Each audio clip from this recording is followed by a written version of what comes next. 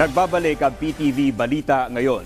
Inilabas ni Pangulong Ferdinand R. Marcos Jr. ang Proclamation No. 330 na layo palawakin pa ang Kamanga Agro-Industrial Economic Zone sa Sarangani. Sa ilalim ng proklamasyon, mahigit 370,000 square meters ng lupa sa Barangay Kamanga sa bayan ng Maasim ang madadagdag na sakop ng economic zone. Ayon sa Philippine Economic Zone Authority o PEZA, malaki ang potensyal ng lupang kinatitirikan ng Cayez. Sa ngayon, may ilang kumpanya nang nag-ooperate dito at may kakayahang mag-generate ng investments na aabot sa 42 billion pesos ang halaga.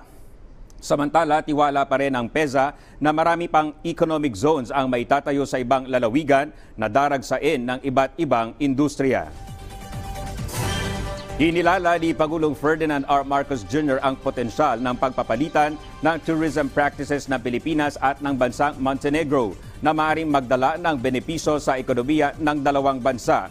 Sa naging pagpupulong ng Presidente at ni Montenegro Prime Minister Ritan Abazovic, kamakailan tinalakay ni Pangulong Marcos ang kahalagahan ng turismo sa Pilipinas at ang posibilidad ng paggamit ng tourism strategies ng Montenegro dito. Pinuri naman ni Abazovic ang Pangulo dahil sa mga ginagawa nitong hakbang para mang-engganyo ng mga turista at investors sa bansa.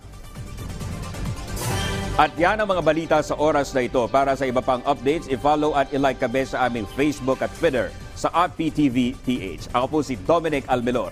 Magandang hapon.